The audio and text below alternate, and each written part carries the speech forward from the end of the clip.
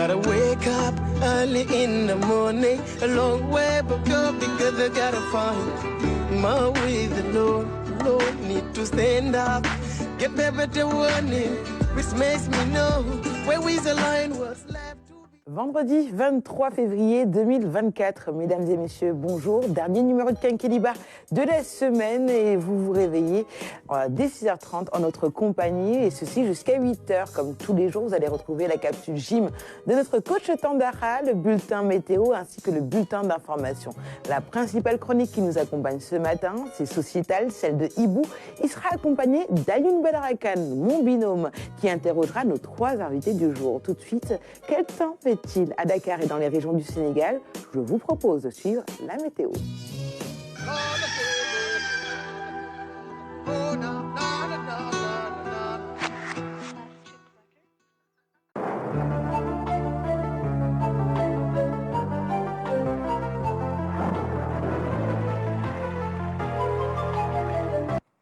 Bonjour amis téléspectateurs, espérons que vous avez passé une excellente nuit. On se retrouve en cette matinée pour parler encore de la poussière qui est encore là, qui va persister le reste de la semaine. Donc prudence aux personnes sensibles face à cet épisode.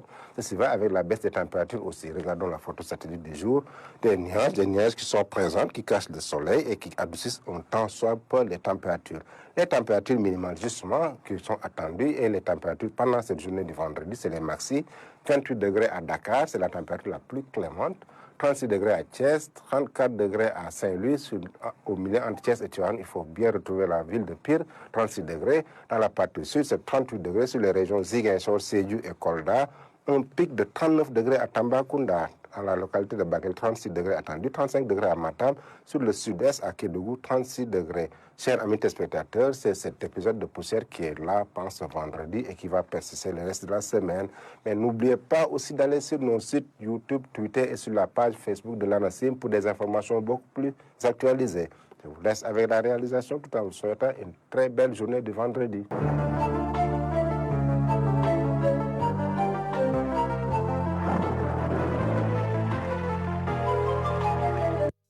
De retour en plateau, c'était le bulletin météo proposé par nos partenaires de l'ANACIM. Nous sommes en direct sur la Une, mais également sur nos plateformes digitales, la page Facebook Quinquilibre, également la page Facebook RTS. Vous pouvez également regarder cette émission en direct sur le site rts.sn. Tout de suite, faisons un peu de gym. Les vendredis, le coach Tandara nous propose des challenges.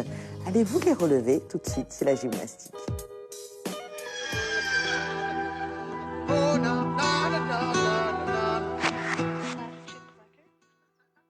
Bonjour à tous, mesdames et messieurs, c'est le challenge du vendredi. Un challenge qui va aller très vite, comme d'habitude, mesdames et messieurs, et toujours avec le coach Mansour. Tout au long de la semaine, d'ailleurs, avec le coach Mansour, évidemment, le clin d'œil, je disais la semaine dernière, évidemment, je disais avec le coach Bou, évidemment, clin d'œil à vous, et donc à madame aussi, clin d'œil à elle.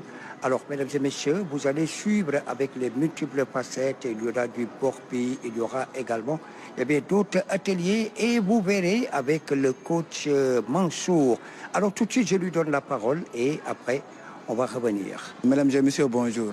Nous sommes là pour terminer notre semaine en beauté avec le challenge du vendredi. Comme l'a si bien dit Kostanara, des fois il est bon de faire des challenges pour pouvoir dépasser nos limites. Raison pour laquelle à chaque vendredi on essaie de faire des challenges. Aujourd'hui notre challenge va consister de faire des belles prises puis des squats au niveau des SEP et aussi on va enchaîner avec des épaules NGT, ce qui fait qu'on va solliciter en même temps les épaules. On va travailler d'abord le bas du corps, puis on sollicite en même temps les épaules. Bon, ça va nous permettre d'avoir une challenge un peu dur, mais bon, c'est un peu difficile quand on essaie, quand on pense d'abord. Mais bon, on va essayer d'abord pour voir ce que ça va nous donner. Mesdames et messieurs, je vous remercie. Vous pouvez nous suivre sur les exercices. Merci beaucoup.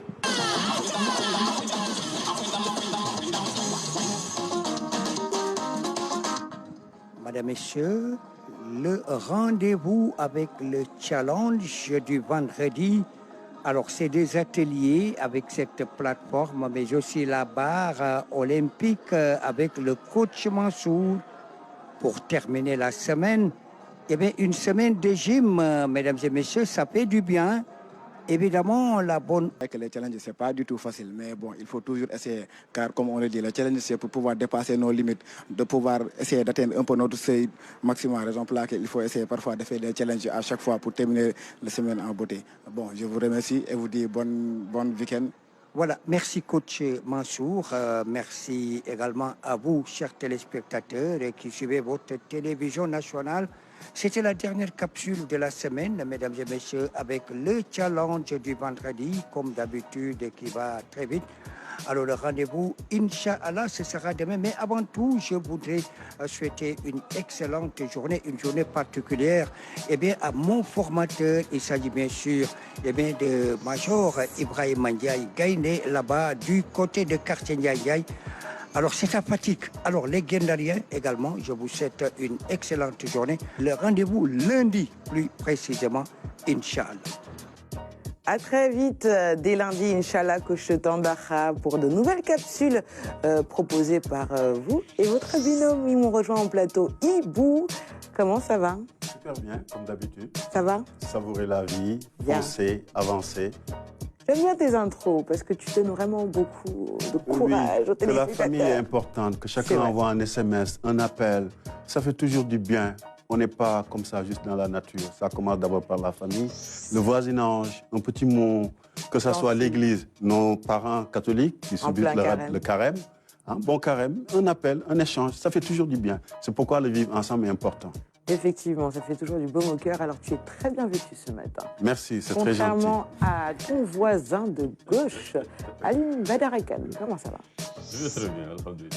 Félicitations à la lingère, hein, parce que ça fait quoi? Combien de fois que tu nous as gratifié de cette mise? Mais merci, félicitations à elle, à Madame Khan qui s'en occupe. C'est elle qui s'en occupe. Hein. Génial. Je lui souhaite un excellent vendredi, plein de bonnes choses. T'es moyennement habillé ce matin. Merci beaucoup. Merci quand même, je le prends comme un compliment. C'est un compliment. Déjà moyennement, c'est déjà pas mal. Alors, Ibou, très rapidement, de quoi vas-tu nous parler ce matin? L'agence de services de proximité, créée en 2013 par l'État du Sénégal, qu'on appelle communément les ASP. On les connaît tous à travers la circulation, les scooters qui apportent un peu d'assistance avec la police, la gendarmerie. On parlera des perspectives et des opportunités. Effectivement. Et ce sera dans la première partie de ce magazine. Aline Badarakan, on a 3 invités ce matin. En tout cas, je sais que il y en a une particulièrement qui va forcément nous marquer, parce que tu me dis souvent que je suis la reine du plateau. Est-ce qu'aujourd'hui... Non, mais aujourd'hui, j'ai la confirmation qu'il y a deux types de reines. Hein. D'accord. Une reine avec un R minuscule et une reine avec un R majuscule. Ce qui fait qu'on devrait aujourd'hui saluer avec beaucoup de déférence nos invités. Absolument, Majesté, absolument. soyez la bienvenue.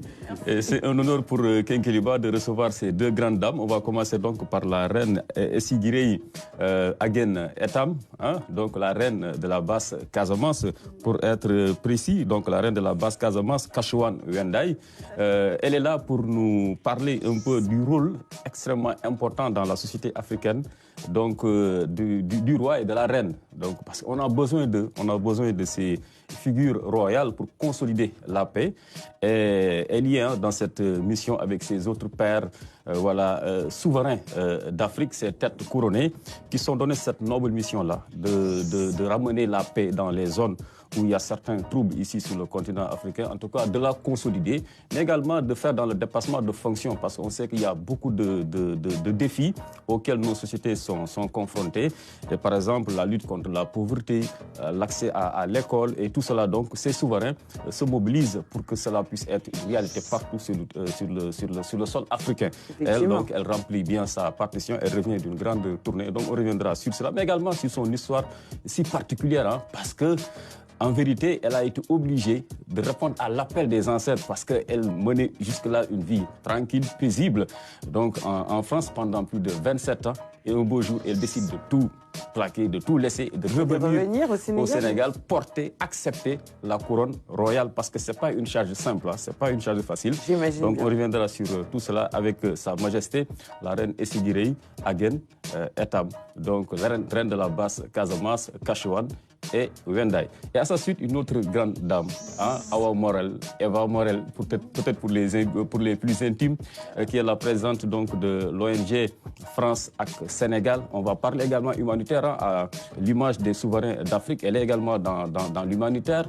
On parle là un peu de ce que cette ONG est en train de faire, toujours au service de ces couches-là démunies, ces couches vulnérables, parce qu'il y a beaucoup d'enfants qui souffrent de maux, mais qui nécessitent véritablement une assistance financière, une assistance médicale. Les parents n'en ont pas souvent les moyens et c'est la vocation qu'elle s'est fixée avec les autres membres donc, de son ONG.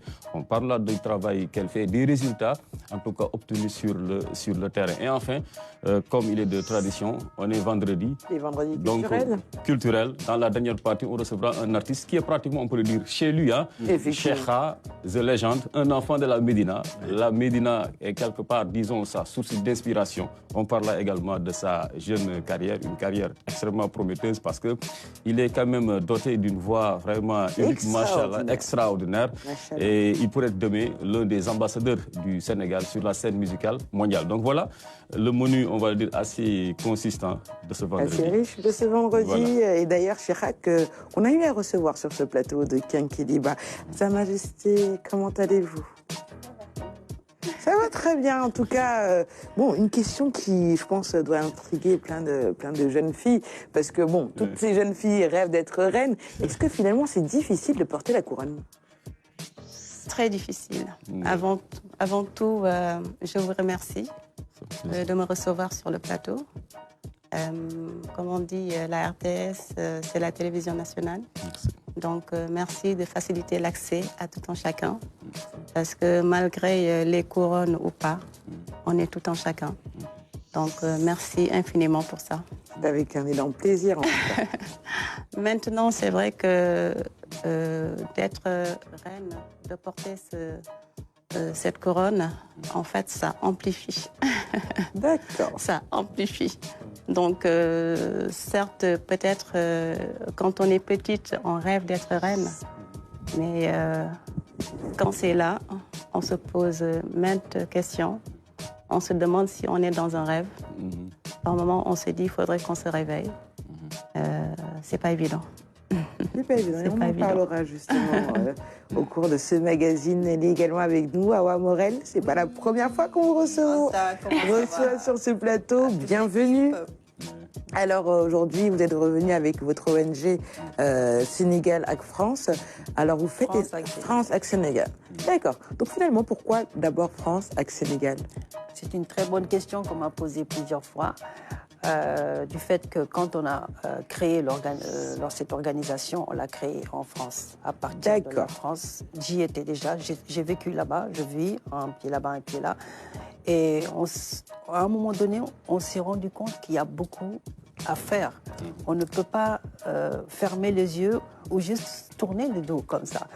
Parce que quand vous êtes à l'étranger, et que vous êtes parmi les Européens, tout le monde, la première chose qu'on vous demandera, c'est vous venez d'où? Quelles sont vos origines? Qu'est-ce qu'il y a à faire? Est-ce qu'on peut aider? Est-ce qu'on peut soutenir? Donc, ce qui fait que ça m'a beaucoup parlé parce que je suis déjà quelqu'un dans l'humanitaire, dans le social. Alors, bien sûr, sans compter le côté parallèle où toujours nous avons des parents qui vous demandent est-ce que vous pourriez m'envoyer telle chose, telle chose, telle chose. Autant l'officialiser et ne pas envoyer seulement pour la famille, mais envoyer, en fait, le Sénégal, la famille, c'est large. On ne va pas envoyer seulement sa tribu, on ne va pas envoyer, mais pourquoi ne pas en faire partager tout le monde en seul coup? Donc, à partir de là, je me suis dit, pourquoi ne pas créer une ONG avec ceux qui sont là, le potentiel, faire en sorte que tout le monde puisse en bénéficier. Et comme nous étions en France, donc nous l'avons officialisé, ce qui fait que ça fait France avec Sénégal. Voilà. Très bien. Ibou, ça t'interpelle? La semaine dernière, on parlait de la diaspora. Absolument. Très pertinente comme démarche, surtout quand on vous dit d'où vous venez. C'est le principe que l'autre, qui est-il? Son identité, est-ce que c'est quelqu'un d'inclusif? Est-ce que c'est quelqu'un qui sera absolu? Et votre démarche, c'est le cœur qui le fait. Parce que la raison, c'est dans la démarche méthodique et dans l'activité de tous les jours, surtout dans le cadre social, c'est le cœur. Et bravo déjà de prendre ces initiatives qui doivent être une émulation pour tout le monde, pour se rendre compte vous devez être dans un couple métissé, vous devez être dans un monde métissé, que le monde est métissé en réalité. Il n'y a pas une exclusivité de part et d'autre. Parfait. D'ailleurs, on va rester avec toi, Ibou, avec justement ta chronique sociétale. Tu nous parles ce matin des ASP. Oui. ASP.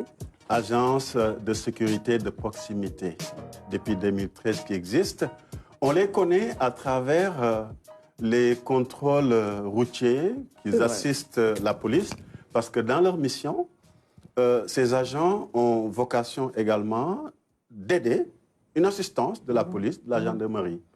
Donc, c'est une facette de leur activité.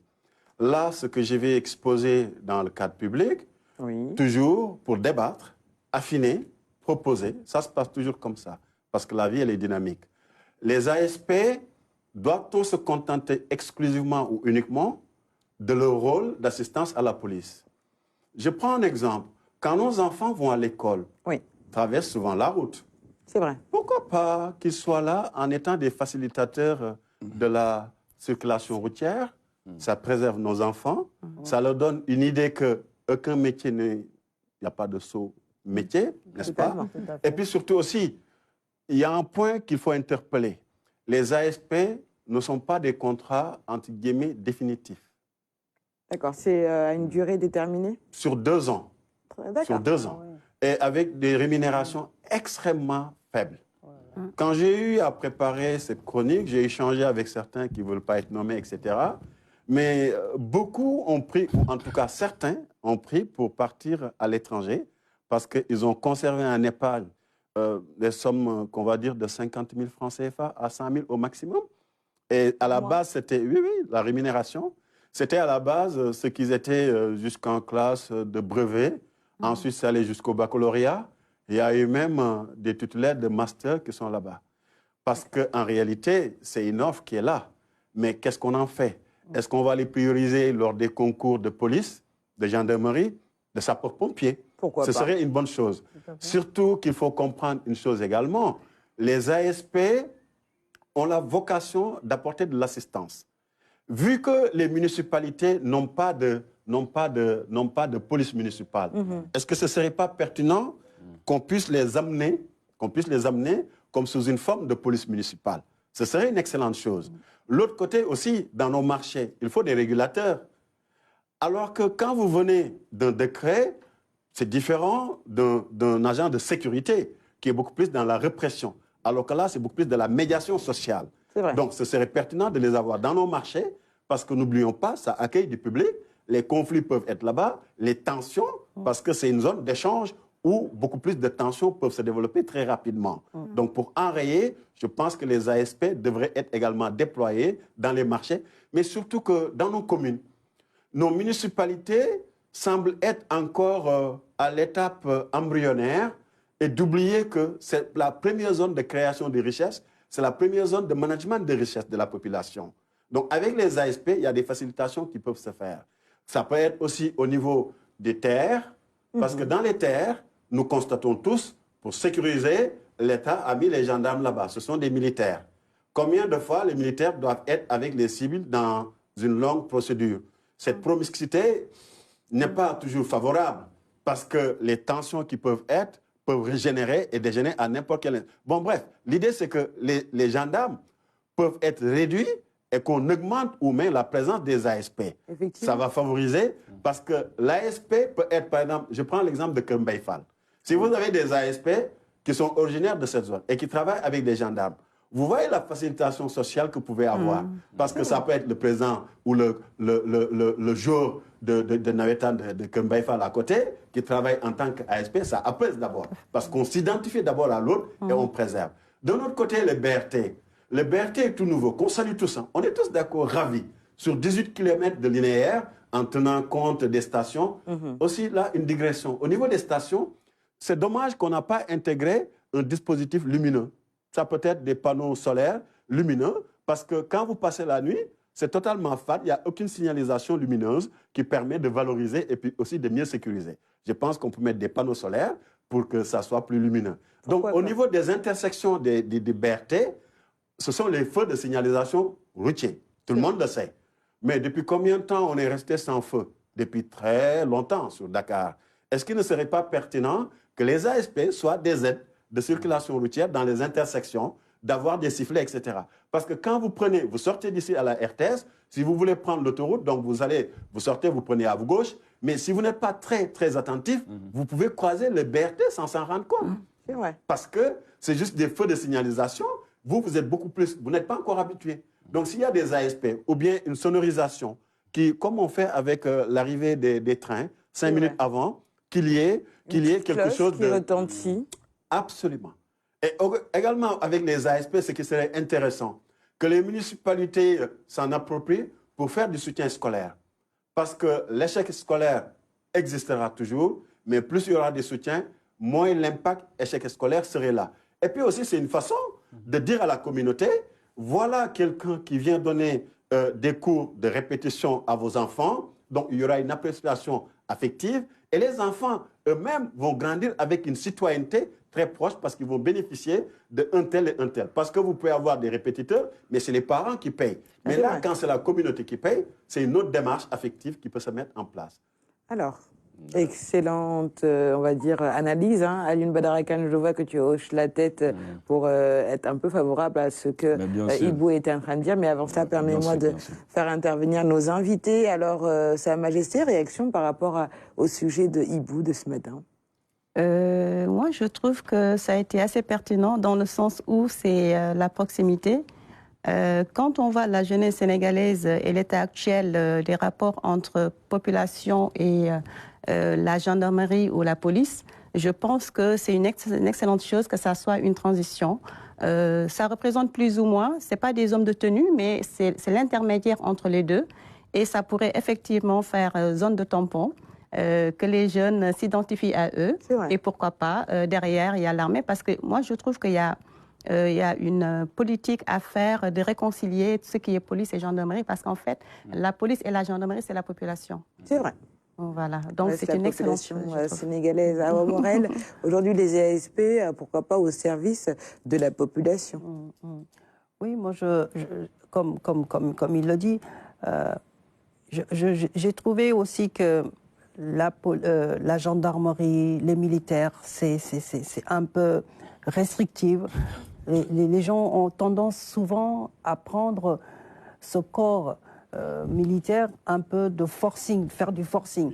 Alors, peut-être parfois, il peut y avoir un clash ou quelque chose. Il faut essayer peut-être les familiariser comme si l'ASP, ces jeunes-là, font partie de votre famille. Absolument. Le fait de les mettre à l'aise, qu'il y ait vraiment une symbiose entre eux, je pense que c'est très important.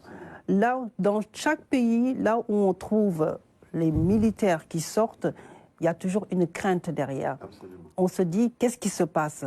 Il y a la guerre, il y a l'instabilité. Mais si on essaie en fait de faire en sorte que dans le social, dans la société, que ce soit un membre de leur famille, eh bien, je pense qu'on peut arriver à quelque chose.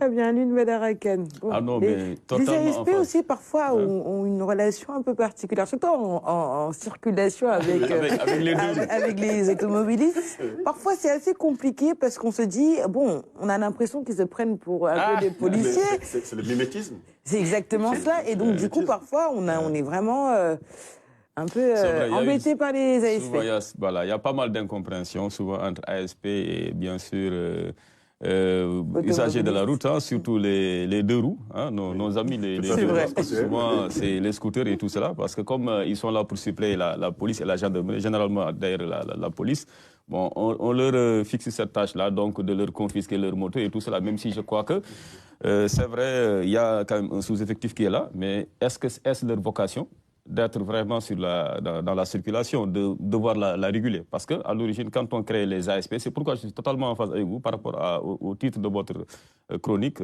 plus de proximité, ASP, plus de proximité avec un point d'exclamation. Parce qu'en vérité, c'est qu'il y ait véritablement une sécurité de proximité, mais dans les grands quartiers, dans les communautés. C'était ça la vocation qui a été fixée, en tout cas, aux ASP, à leur création. En tout cas, c'est ce qui a été dit et ce qui a motivé vraiment les populations à adhérer à ce projet-là. Mais depuis qu'on les a mis sur place, on les voit peu dans les grands quartiers. Et pourtant, jusqu'à présent, donc, le banditisme primaire règne dans les quartiers, la petite délinquance et tout cela. Donc s'il y avait au moins une petite brigade, un petit poste d'ASP dans les grands quartiers du Sénégal, ça aurait permis véritablement de réguler, en tout cas de trouver des solutions beaucoup plus pertinentes à la problématique donc, de la petite délinquance. Parce que je pense que c'est là où on les attend.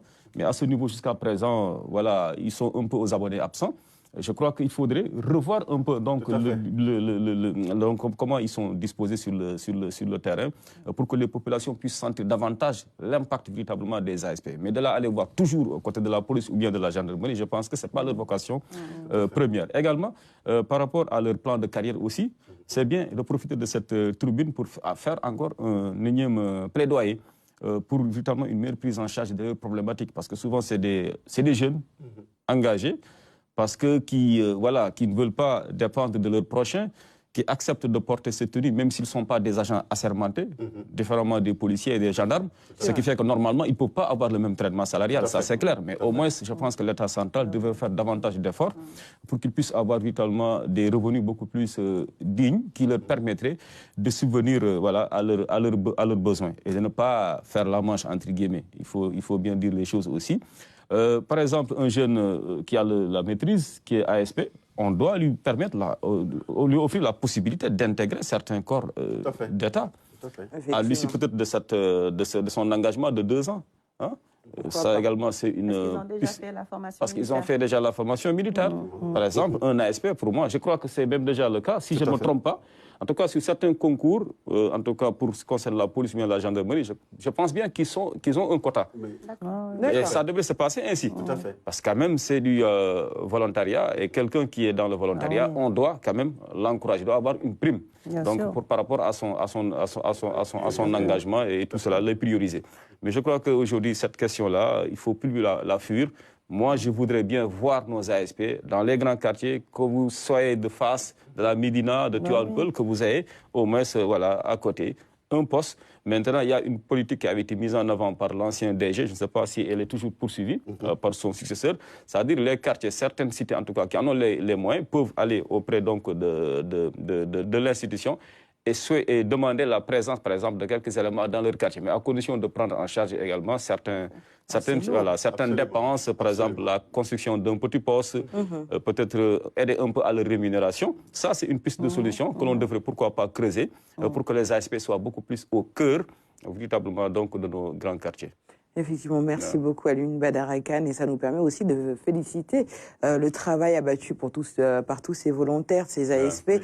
Alors, posé autrement, est-ce qu'aujourd'hui, ces ASP-là n'ont pas, adopté ce métier-là en tant que, métier transitoire par rapport justement à différents, diplômes qu'ils ont eu à avoir, c'est-à-dire pendant 2 ans, ayant pas eu de métier, ils ont préféré le volontariat, ils ont fait justement ce métier d'ASP et par la suite aller vers d'autres, corps de métier. C'est un tremplin, nous le savons tous, parce que rien qu'avoir la rémunération, ça permet d'épargner.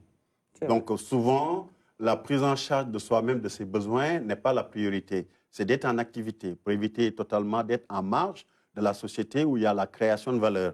Donc, du coup, ils en l'utilisent comme un tremplin, ça c'est la première chose. La deuxième chose, c'est un bouche-trou. Et puis, comme disait l'autre, trouve-moi un emploi. Dans quel rôle, dans quel qui?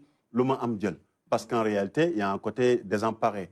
Cependant, là où le bas, où des fois il y a une incompréhension, c'est de croiser certains ASP qui portent des gilets où il est marqué police. Ou bien de les voir comme ça avec des monotes. Donc, du coup, alors que ce n'est pas leur vocation. Je pense que c'est juste des éléments à corriger parce que ce mimétisme très prononcé, bon, cela va sans dire, c'est chaque métier, comme on dit, qu'il faut juste corriger cette dichotomie et de revenir dans les fondamentaux. Et surtout, enfin, là où ce serait pertinent, c'est qu'ils puissent avoir un créditant de formation, que ce soit dans nos écoles d'ingénierie, parce que certains ont un certain niveau pour pouvoir y accéder. Ça peut être également de nouveaux métiers, ou bien faire la promotion de la géologie, parce qu'il en manque beaucoup de spécialistes.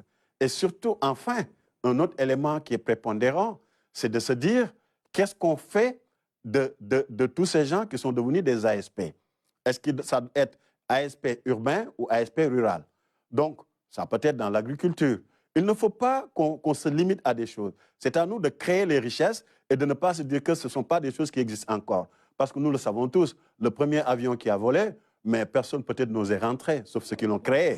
Donc c'est la même chose. Innovons, créons, et puis allons de l'avant. Ce n'est pas parce que ça n'existe pas qu'on ne doit pas y aller. Il faut y aller, mais de manière des zones de pilotage, des zones de test. Après, on fait une mise à l'échelle.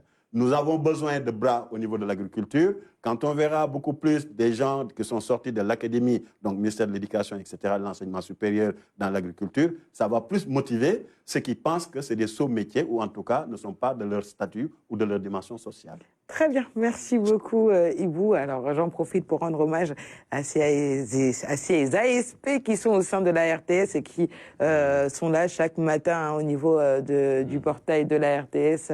Et donc Aline Badarakan, on va poursuivre avec la rubrique invitée juste après le jingle. Voilà. T'es d'accord? Tu es la petite reine du plateau, allez-y. Juste après le jingle, la rubrique invitée.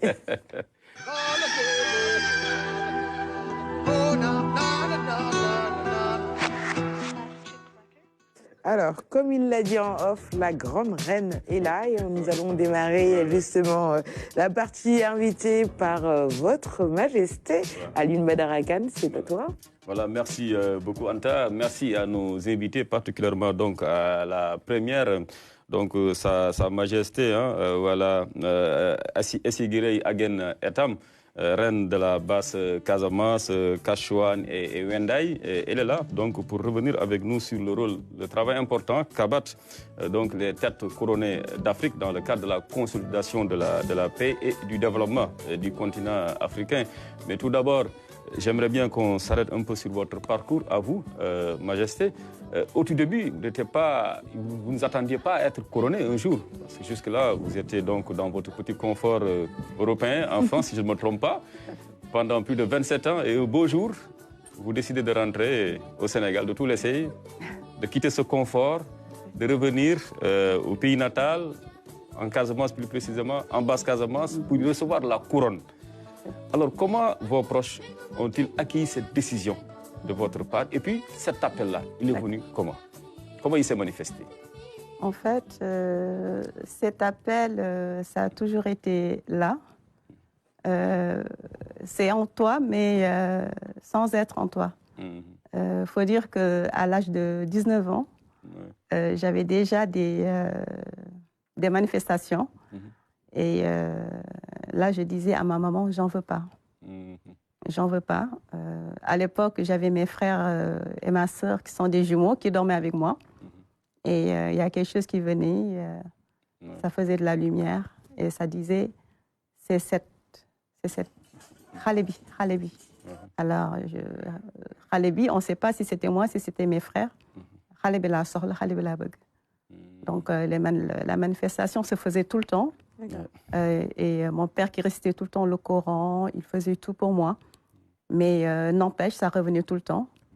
Et en fait, c'est un monsieur de la Casamance que ma maman a fait venir à la maison, qui lui a fait, ce sont tes ancêtres. Ce sont tes ancêtres qui viennent à elle. Ils se manifestent pour qu'elle les voie réellement. Alors là, j'ai dit à ma maman, j'ai une petite tête, je vais devenir folle parce que j'ai une petite tête.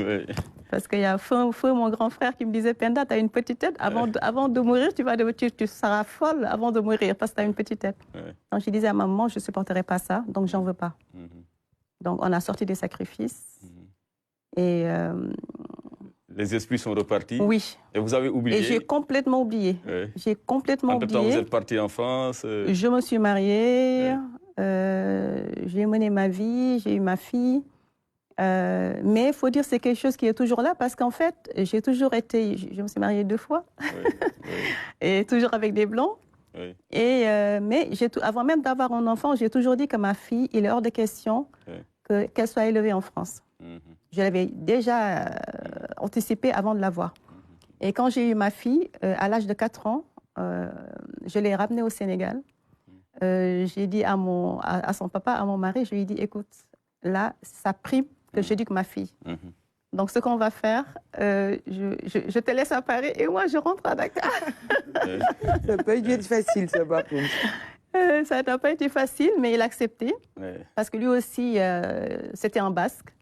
Et en fait, c'est un peuple attaché à ses racines cultures, et qui croit beaucoup aux origines. Ah, et lui-même, il m'a fait, oui, j'ai pas envie que ma fille ait une certaine éducation. Effectivement, je suis d'accord que tu ailles avec la petite à Dakar, que tu lui inculques des valeurs qu'on n'a plus ici. Tu viendras de temps en temps et lui aussi, il viendra chaque mois parce qu'on en avait les moyens. Et c'est ce que j'ai fait. Je suis venue avec Célie. Elle a grandi à Dakar. Elle allait au village, elle buvait l'eau du puits. Elle mangeait le riz comme tout le monde. Elle n'avait pas de régime spécial. Et c'est à partir de l'âge de 12 ans que je l'ai ramenée en France. Pour qu'elle fasse le cursus collège. Voilà. Okay. Mais là, déjà, il y avait la base de l'éducation africaine qui était déjà là. Mais jusque-là, vous faisiez la navette? Je faisais. En fait, j'ai jamais pu rester 3 mois d'affilée en France sans venir au Sénégal. Okay. Donc, tous les 3 mois, je venais. Tous les 3 mois, je repartais en Casamance. Et là aussi, je sais. Enfin, c'est pour ça que je dis que c'est quelque chose qui a toujours été là sans que je m'en rende compte. Et mon deuxième mariage, c'est toujours moi qui pars, évidemment. Mais là, je suis partie parce que c'est un monsieur qui m'a dit « J'aime pas la Casamance ». Ouais. On devait investir au Sénégal et il m'a dit « On investit sur la Petite Côte ». J'ai dit « Moi, je sens pas la Petite Côte, j'y vais jamais. C'est pas un endroit que j'apprécie vraiment. J'ai été une seule fois dans ma vie à Saly, donc je veux plus y repartir. Ça me regarde. » Et je lui ai dit non. Alors, on s'est un peu tiraillé là-dessus. Et il m'a dit, j'aime pas la Casamance, on va investir sur la Petite Côte. Dommage pour lui, il ne savait pas qu'il avait comme épouse une princesse de la Casamance. Tout à fait. Et c'est là qu'il a signé l'arrêt de mort de notre vie de couple. Bien sûr, bien voilà. sûr. Bien sûr. Et de fil en aiguille, voilà, sans savoir pourquoi, il y a mes investissements qui se cassaient tout le temps. Tout ce que je faisais, ça ne marchait pas. J'ai investi pour faire des lodges, enfin, un campement de lodge.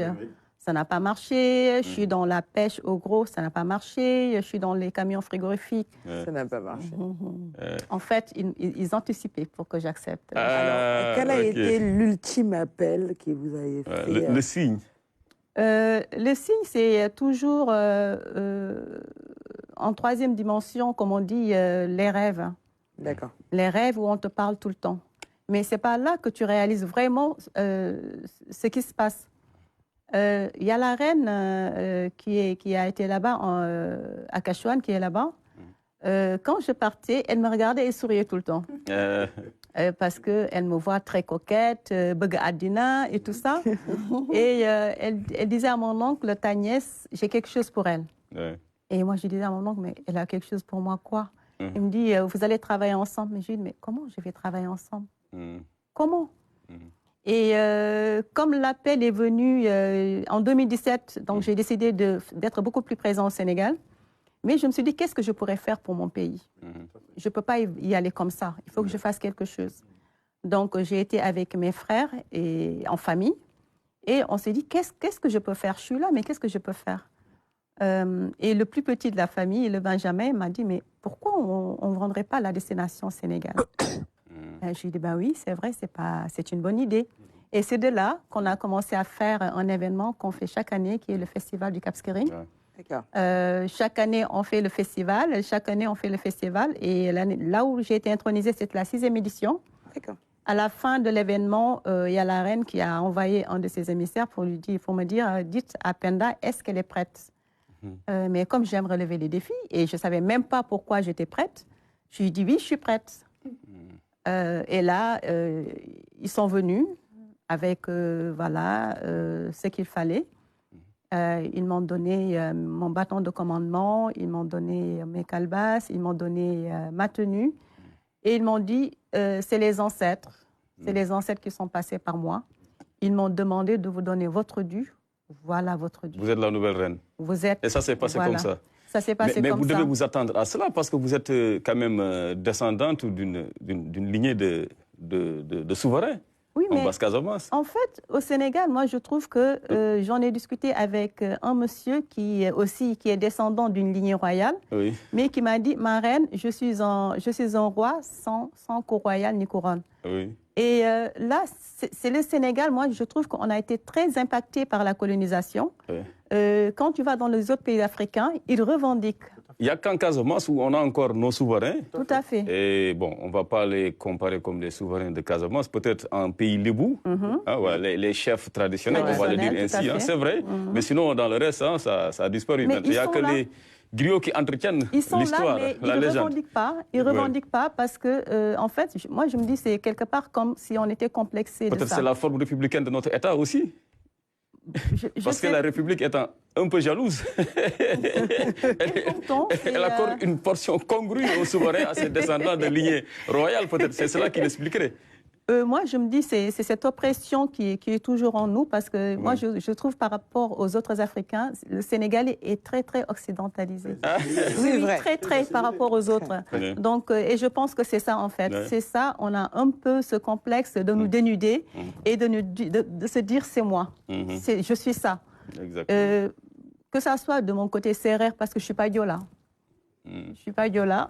J'ai été intronisée parce que c'est le régime du matriarcat. Ma maman qui est Diola. Oui. Je ne parle même pas Diola, mais je la comprends. Je comprends la langue, mais je ne la parle pas. Et ça aussi, ça m'a interpellée. Et je me dis, mais pourquoi moi? J'habite pas en Casamance. Vous êtes Diola par le canal de votre maman. De ma maman, bien sûr. On sait que un pays Diola, la femme a un poids réel. Tout à fait. Aline Sitoé, je ne vous raconterai pas son histoire. Vous la connaissez mieux que moi. Tout à fait. Voilà. Et d'ailleurs, c'est pour ça, quand on m'a remis mon bâton de commandement, je suis rentrée à Dakar et c'était dans ma chambre et je regardais, je me dis, mais qu'est-ce que j'ai Et le Ramadan passé, j'ai passé tout le mois de Ramadan en Casamance. J'ai sillonné avec mon bâton de commandement. J'ai été voir du côté de l'islam et j'ai été voir du côté traditionnel pour leur dire, voilà, on m'a donné ça, mais comme j'ai l'esprit cartésien, je ne peux pas, parce qu'on me l'a donné, que j'accepte que je suis une reine ou que voilà quoi, il faut que je sache ce que c'est. Et je ne pouvais pas juste me cantonner qu'au côté traditionnel, il faut que j'aille du côté religieux. Islamique, oui, religion, oui.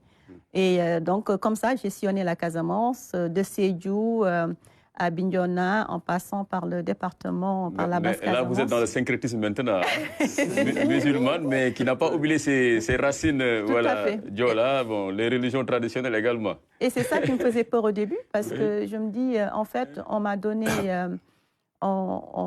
cette couronne, mais je suis musulmane. Oui. Et j'avais peur qu'il y ait un impact par rapport à ma religion, parce que je suis une fervente croyante. Oui. Et à chaque fois, ce que je disais, j'ai dit, j'ai pas envie. Oui. Mais de fil en aiguille, ça fait juste une année que j'ai été intronisée, donc c'est assez récent.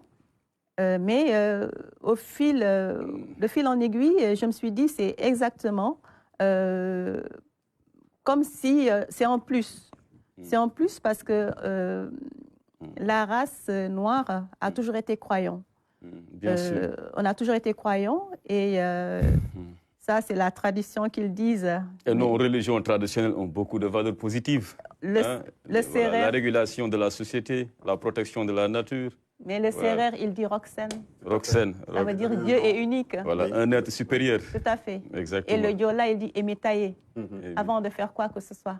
On parle au Créateur. Donc, l'islam est venu pour nous rajouter, nous compléter. Exactement. Voilà, l'islam est venu nous compléter. Et donc, les ancêtres, c'est nous.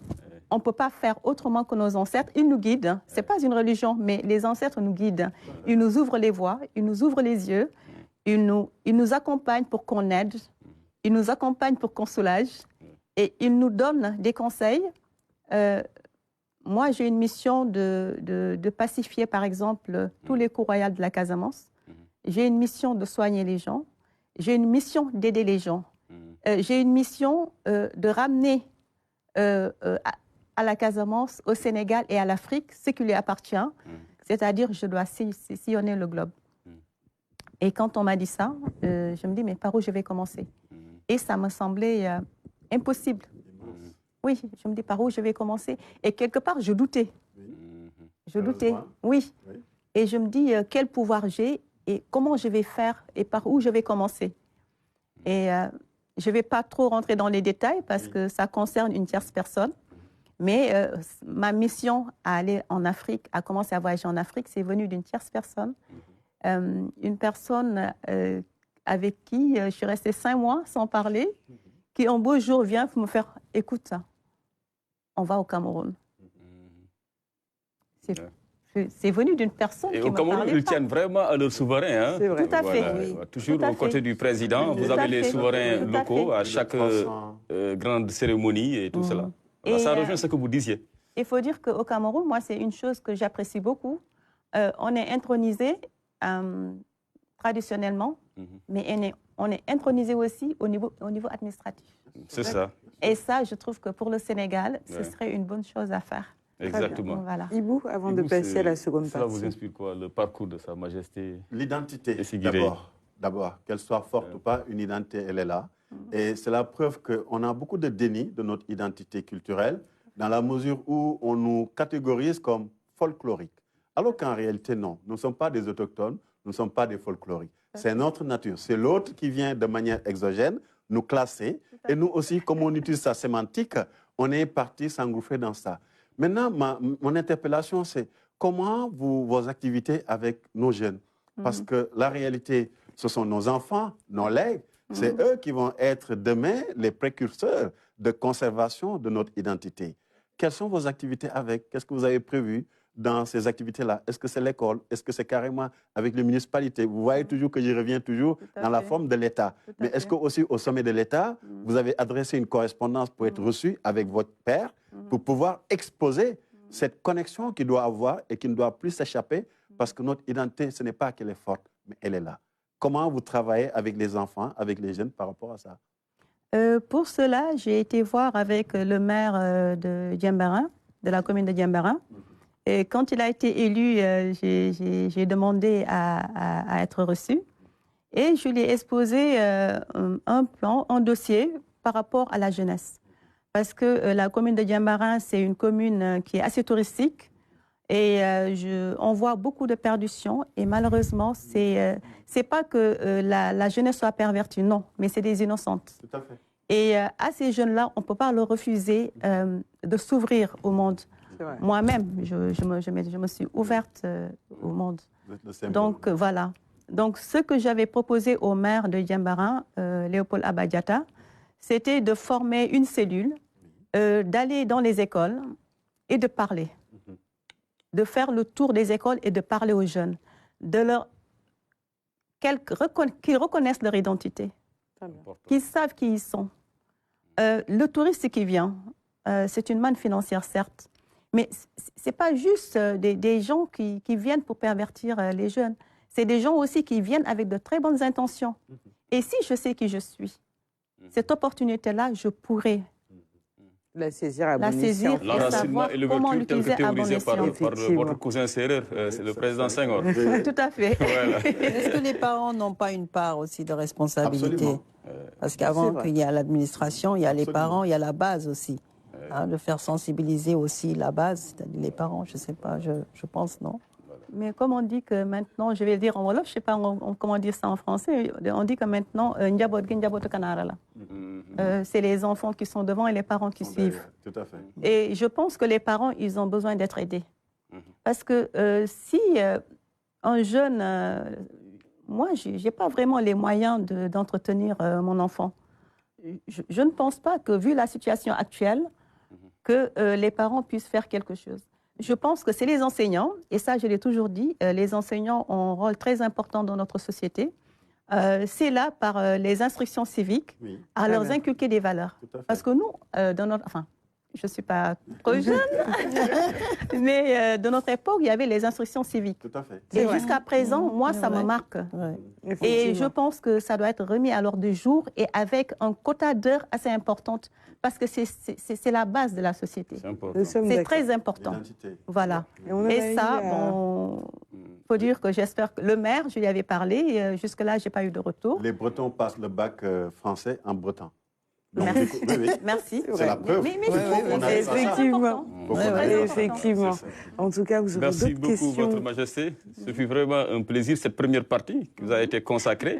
Et dans la deuxième, on parlera de votre périple, comment cela s'est passé, vos rencontres avec les autres souverains d'Afrique, parce qu'on a eu un aperçu avec vraiment cette grande cérémonie qui a eu lieu dernièrement au Mali avec toutes ces têtes couronnées-là. Et donc, faire aussi un plaidoyer pour que l'État central puisse se tourner vers vous, vous les souverains.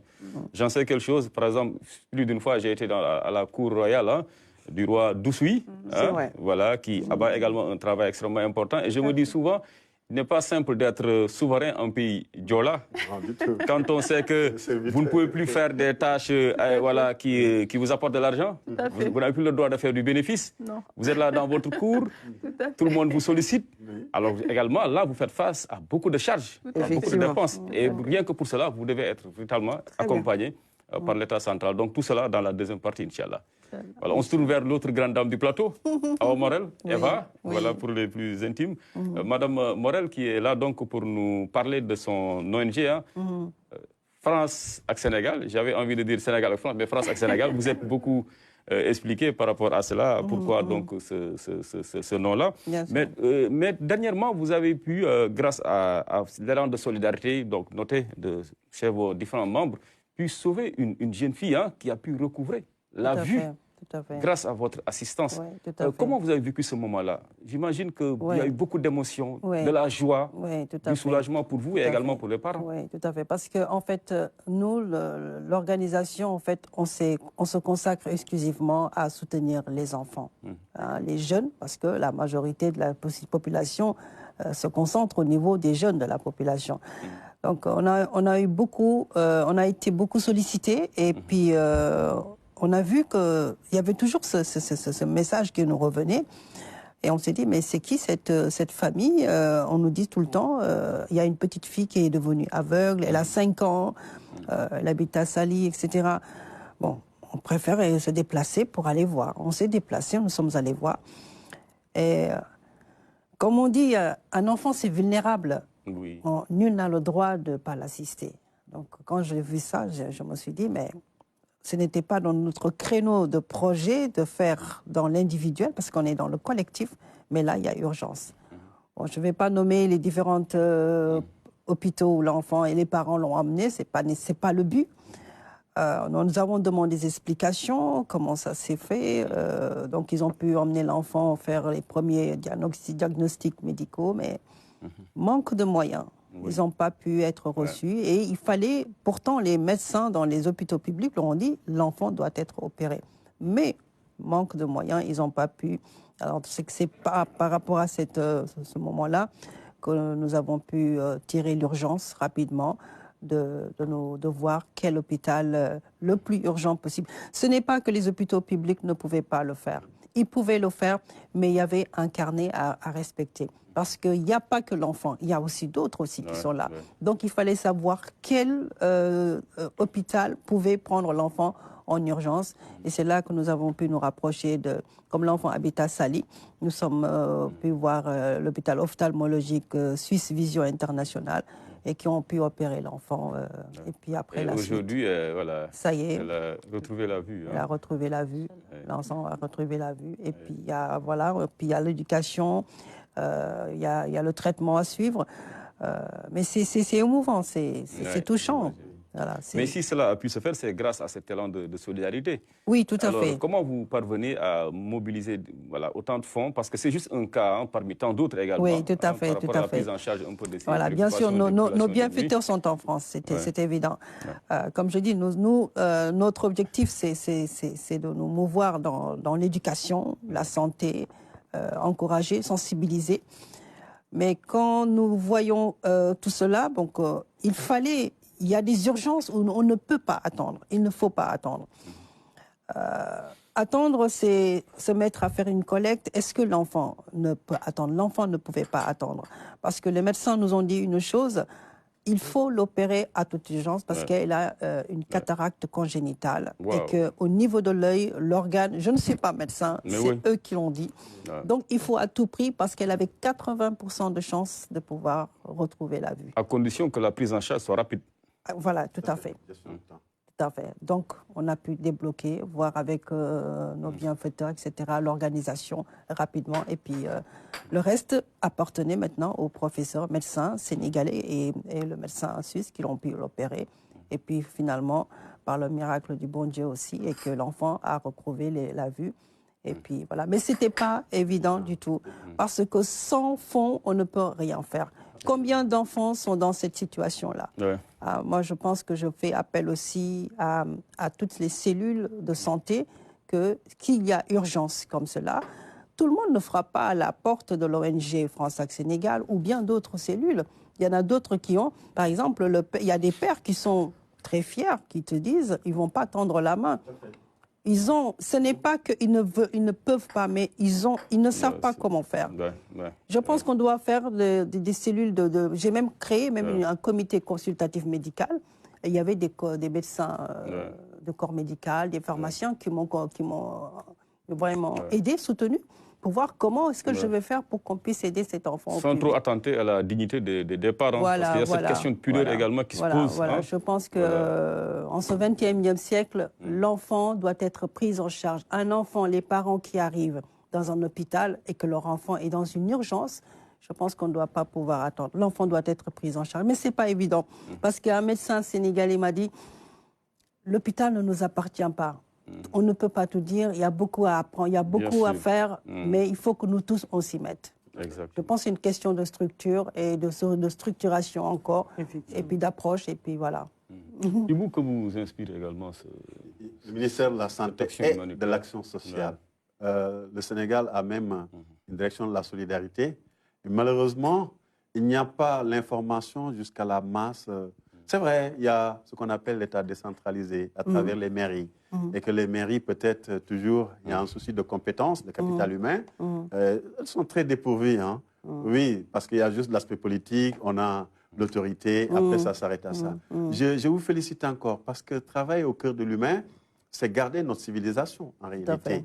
Aussi petit que ça soit, hein, l'effet du papillon qui bat au Pérou ses ailes a un impact ici dans notre pays aussi. Ça, c'est l'effet papillon. Maintenant, ce qu'il faudrait dans la structuration, c'est l'information. Ça démontre qu'un peuple métissé, le fait de dire que France et Sénégal veut tout dire. Ça pacifie.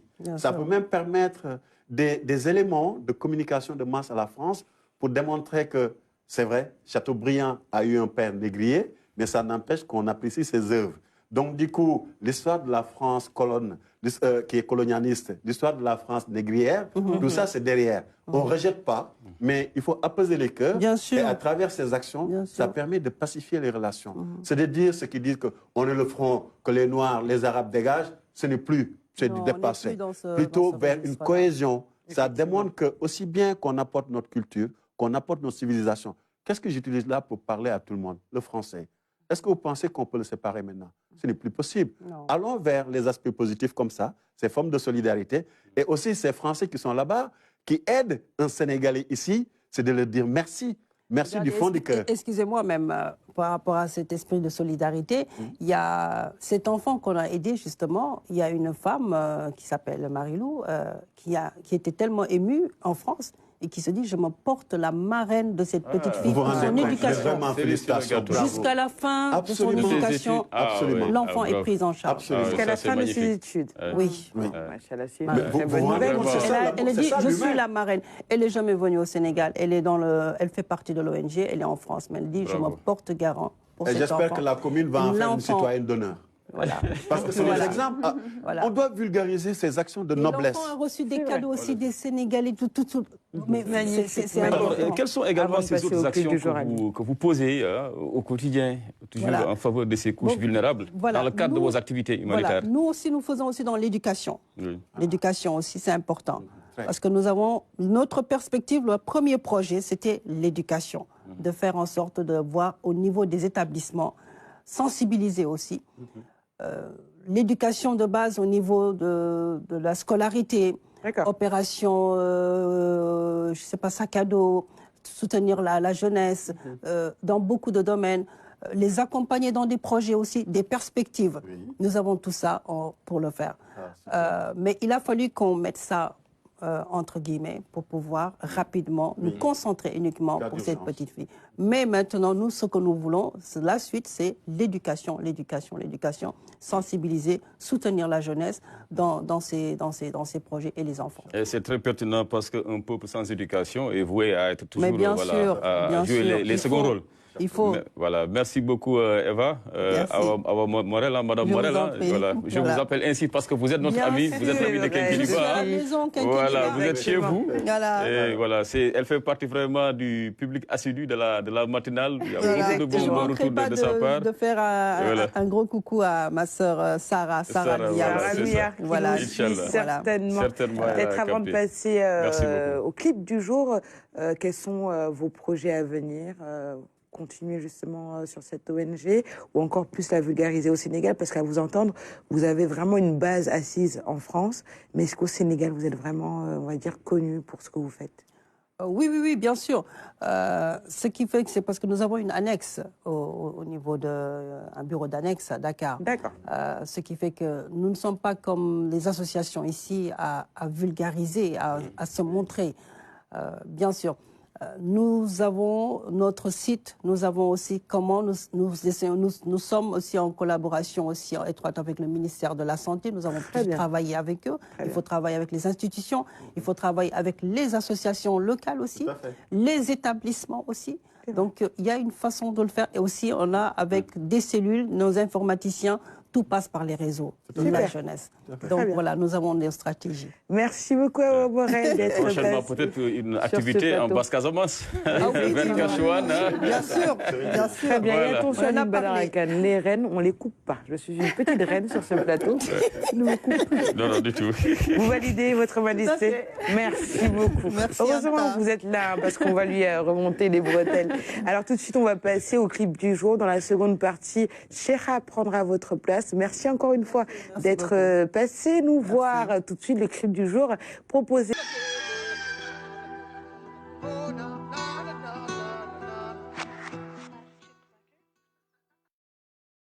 Précision pour lever des équivoques. Devant la presse, le président Macky Sall se veut clair. Pas question de ne pas respecter la Constitution telle que prévue par l'article 36 de la Charte fondamentale. J'ai été élu à la tête du pays pour un mandat de 7 ans, renouvelé en 2019. J'ai prêté serment, en effet, le 2 avril 2019, ce qui fait que le 2 avril 2024 sera le terme de mon mandat à la tête du pays. Clairement au recteur de l'université Gaston Berger, condoléances au nom du président de la République, du gouvernement et de l'ensemble du peuple sénégalais suite au décès de 2 étudiants. Comme je l'ai dit tantôt, on a eu un débat en profondeur. On devait se voir pour 2 heures de temps. Je pense qu'on a fait 4 heures parce que tous les acteurs sont intervenus. Et toutes les questions ont été soulevées et sur toutes les questions, le gouvernement a donné des éléments de réponse ou des assurances qui permettent d'aller de l'avant. Ces points de vigilance ont davantage été étayés par les recteurs, les directeurs généraux, directeurs de CROUS et d'ISEP. Le Premier ministre recommande d'accélérer les chantiers prioritaires et d'apurer les milliards de dettes qui assaillent les universités. Le ministre des Finances soumettra à validation un planning d'apurement des dettes fiscales, sociales et des dépenses permanentes eau, électricité des universités ainsi que des dettes dues aux repreneurs. Il procédera à un audit des dépenses sociales en vue de mettre en place un mécanisme de rationalisation. 4e mesure, le ministre de l'Enseignement supérieur prendra en relation avec les instances académiques des universités les mesures idoines pour le réajustement du calendrier universitaire. 5e mesure, le ministre de l'Enseignement supérieur soumettra à validation un plan spécial de recrutement de nouveaux personnels d'enseignement et de recherche en tenant compte des besoins de chaque université. 6e, Le ministre de l'Enseignement supérieur soumettra à validation les conclusions de l'étude prospective sur les flux d'étudiants en master et doctorat en vue d'améliorer les taux d'encadrement. D'autres chantiers à finir, le lancement du premier satellite sénégalais, Gaindesat, la mise en service du supercalculateur, les résidences des campus sociaux. Le Premier ministre a insisté dans les 11 mesures sur les diligences à y apporter.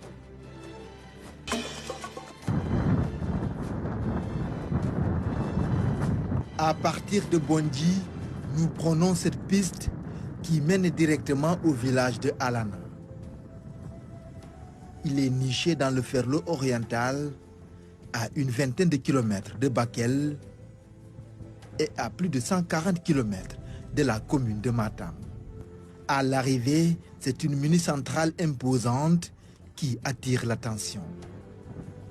Elle va désormais permettre une meilleure fourniture en électricité. Chaque panneau solaire a une puissance de 410 watts crête. Donc nous avons ces panneaux qui sont de type monocristallin. Donc monocristallin qui ont un rendement un peu supérieur aux panneaux polycristallins qu'on a l'habitude d'installer dans nos centrales solaires.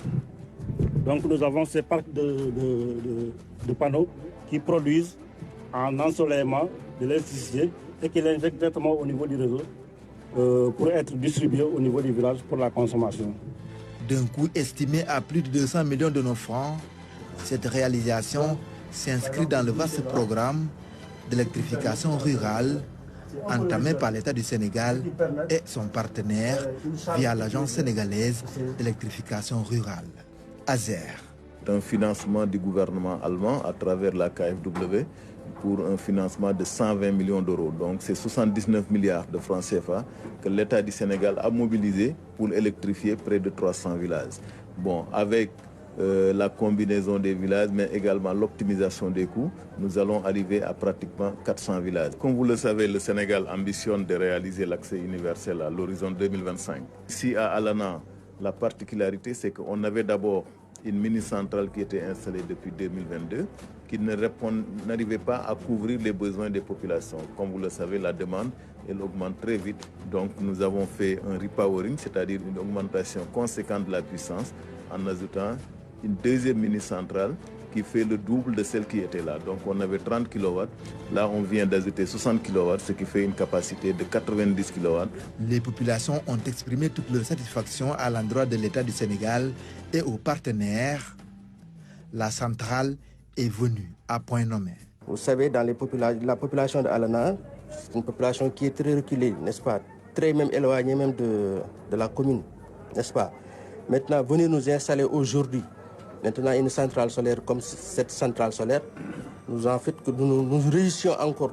L'électrification rurale demeure un des défis de l'État du Sénégal.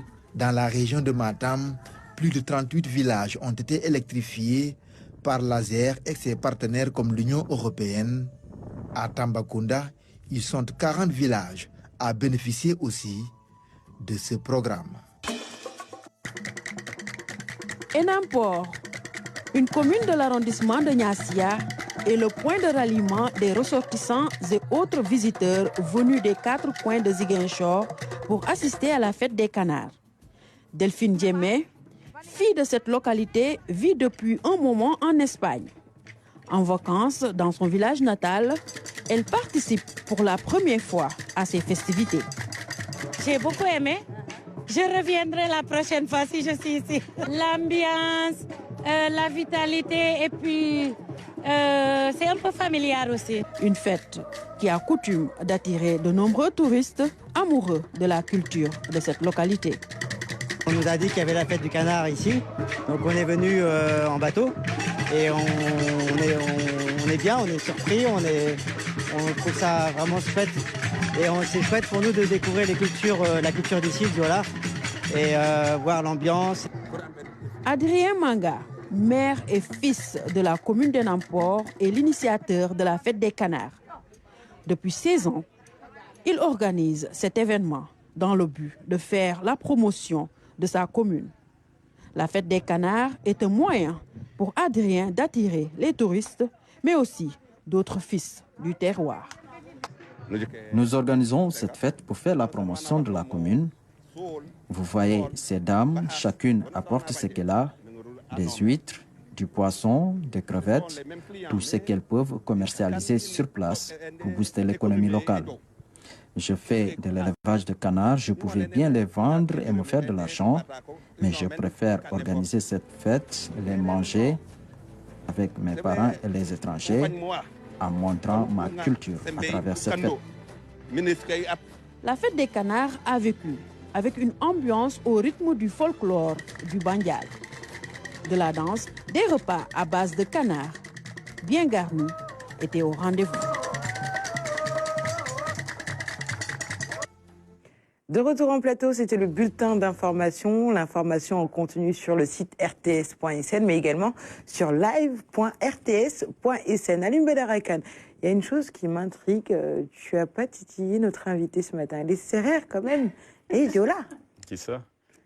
Votre Altesse. Écoutez, je tiens à... Voilà. J'aime bien, il y a un bégaiement avant. Je tiens à ma petite tranquillité, à mon petit confort d'habitant de Titaounpeul. Bon, ça, on verra ça après cette émission. Je ne vais pas recevoir une souveraine Diola et vouloir la titiller sur mon plateau. Je n'ose pas. Tu n'as pas tort. Et il nous a rejoint en plateau. Cherhad, l'artiste qu'on ne présente plus, très connu notamment dans les différents, on va dire, hôtels de la place où on l'a vu faire beaucoup de reprises.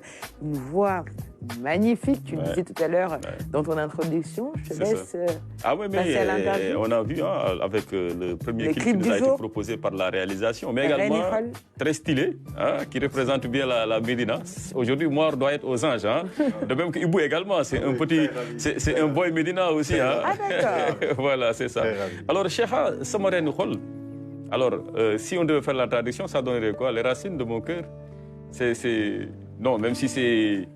j'ai traduit au premier degré. Disons prunelle de mon cœur. Le prunelle de mon cœur, hein? Ouais. Ok. Irène Khol, ça parle d'amour avec grand A. Ça parle de promesse, ça parle d'introspection.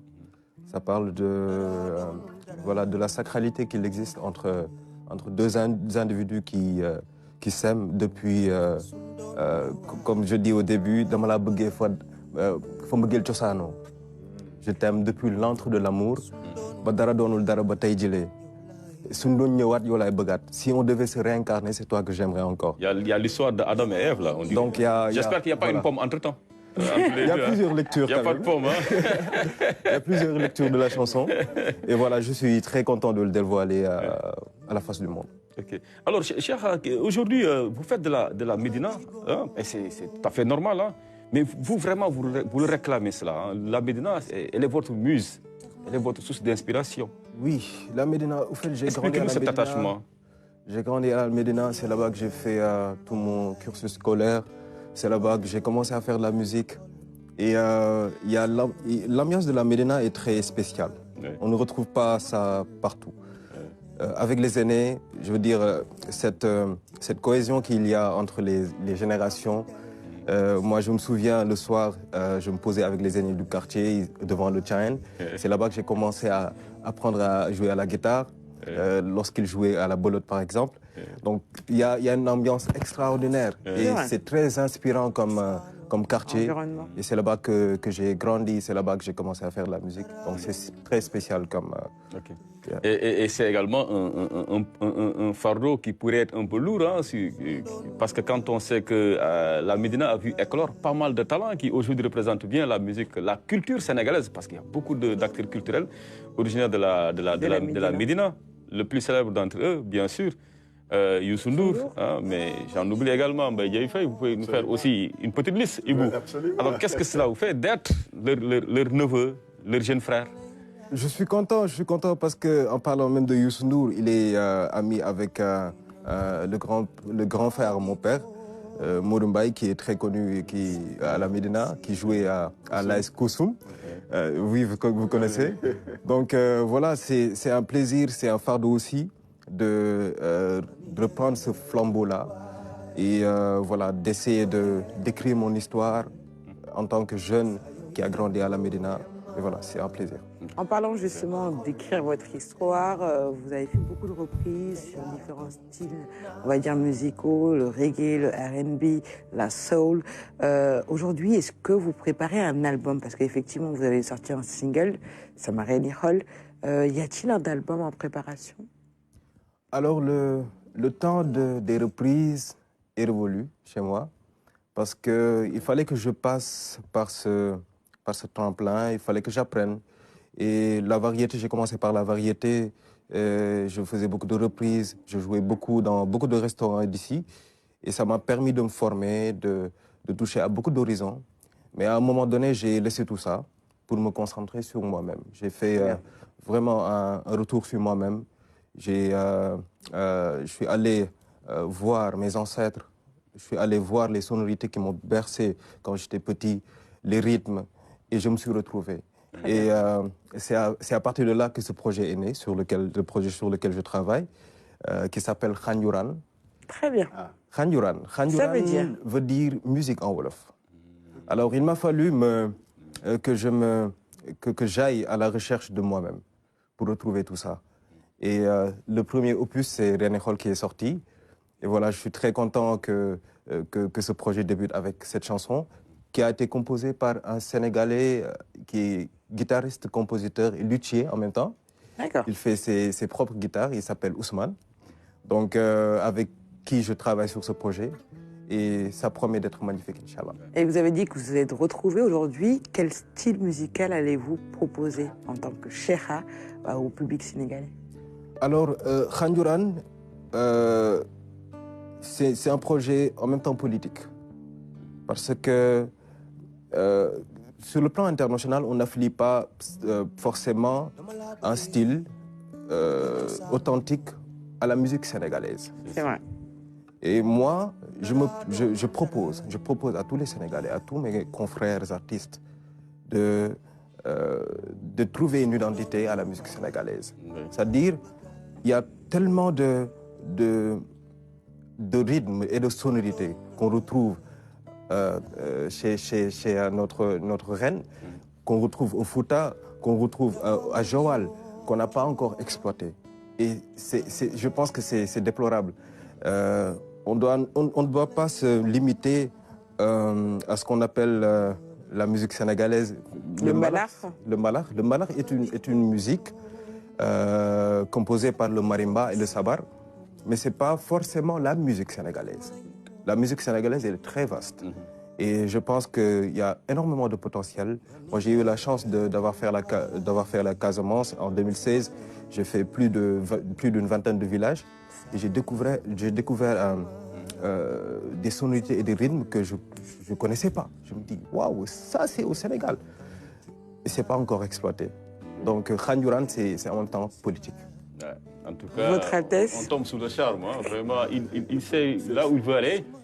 Et il est dans cette quête. Et la qualité, on la sent. De la Médina, je suis tout ému parce que déjà son homonyme, c'est un jeune frère qui est le frère de FBI Gilles Loum, et que c'est les neveux de... Le premier qui a écrit aussi dans l'environnement, As-tu planté ton arbre? Babacar Traoré, hein, n'est-ce pas, qui en a parlé. Et félicitations, parce que quand j'écoutais Reine Hall, c'est en réalité l'amour est la base de tout. On aime même de la vinaigre, un papillon, des êtres humains. Et quand c'est une symbiose avec l'autre, qui est notre père, qui est dans le couple, la femme pour les hommes, l'homme pour la femme, mais c'est le début de la vie. Et du coup, le fait d'avoir ce côté affect, le fait de mettre un boy town, un boy Dakar, parler d'amour, surtout un boy Médina qui parle d'amour sur ce ton, il n'y a pas de dichotomie. C'est parce que juste c'est de se dévoiler, se montrer aux autres comment on est dans la sensibilité. C'est vrai, il y a les autres qu'on n'a pas besoin de citer, mais la Médina, c'est toute une vie. C'est pas parce que Youssou N'Dour a dit que Médina, Modjoul Grand Dakar, Médina, Nangam Sangam, mais nous, on l'a vécu.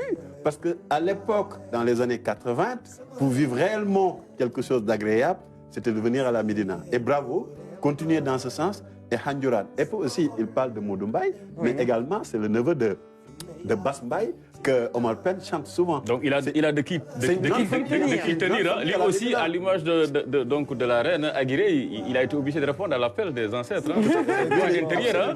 Alors, comme quoi, Cheikha, vous devez faire de la musique et vous ferez de la musique. C'est votre destinée. Tout à fait. Et vous y avez répondu. Effectivement.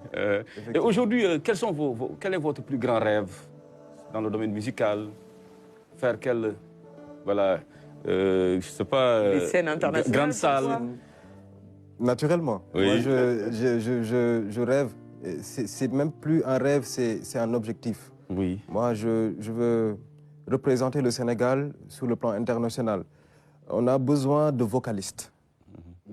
On n'a pas eu de vocalistes depuis Youssou Ndour et Fada Freddy. Fada Freddy, oui. Sur le plan international. Moi, je me dis, avec le peu de potentiel que j'ai, si j'apprends à élargir mes gammes, je peux toucher à beaucoup de spectacles. Et c'est ça mon objectif, Inch'Allah. On terminera l'émission par une petite note en vocal, hein, parce qu'on ne peut pas avoir un vocaliste et sans privé. Alors, Majesté, votre Majesté, on sait que vous avez quand même voilà, un lourd fardeau sur les épaules, sur la tête. J'ai même envie de dire cette couronne-là, qui peut peser également. Mais ça peut être aussi une fonction extrêmement, disons, importante qu'on peut mettre au service de sa collectivité, de la communauté. Et c'est ce que vous êtes en train de faire avec vos autres pairs d'Afrique. Parlez-nous un peu de cette tournée brièvement, comment elle s'est passée et puis quelles sont aujourd'hui vos ambitions pour votre Sénégal, pour votre Casamance natale. Les pairs, ils sont venus en décembre dernier. Comme je suis la coordinatrice d'une structure qu'on appelle Total Events, c'est cette structure qui organise le festival de Cap Skirring et le festival de Gorée. Il y a 2 festivals par an. Cette année, ils sont venus connaître la Casamance. Avant ça, j'ai été en mission au Cameroun, des têtes couronnées d'Afrique, au mois d'août passé. C'est là que j'ai fait la connaissance de mes pairs, Majesté. J'ai connu le Cameroun, on a fait des ateliers pour l'Afrique, voir ce qu'on pourrait faire, d'unir nos forces pour l'Afrique. C'était notre première rencontre. Et à partir de là, quand mon événement du Cap Skirring a été, ils sont venus. Ils sont venus du Gabon, du Cameroun, de Centrafrique, du Bénin, de Paris. Et ils sont venus assister à l'événement. Et là, ils étaient impactés par la Casamance. Parce que quand on a été au Cameroun, il y avait la Casamance, mais il y avait la délégation Lébou pareillement. Mais ils m'ont dit, on a envie de découvrir le Sénégal, on a envie de découvrir la Casamance. Donc, ils sont venus. Comme on est des chefs traditionnels, ce qui nous incombe, c'est la stabilité des populations avant tout. Et quand ils ont voulu venir en Casamance, c'est ce qu'ils m'ont dit en première. On a envie de connaître la Casamance, de voir ce qu'on pourrait faire pour la Casamance.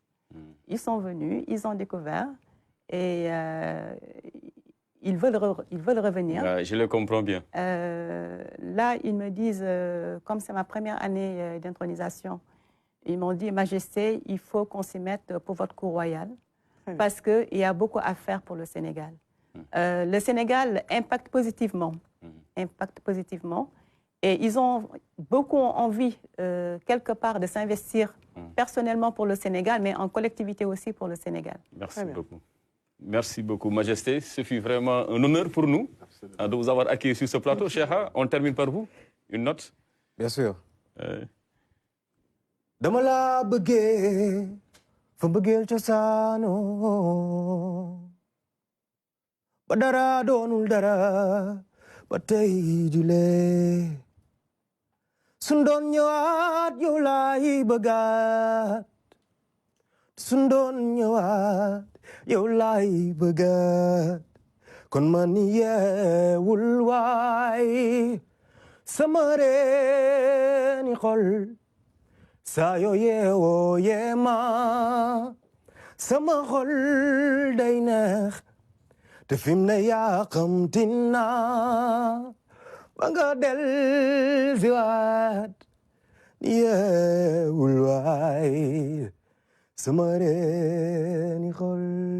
C'est avec ces notes justement de musique que nous vous souhaitons un agréable week-end. Vous l'aurez compris, Kinkeliba tire à sa fin. Bon week-end justement à Madame Traoré et Monsieur...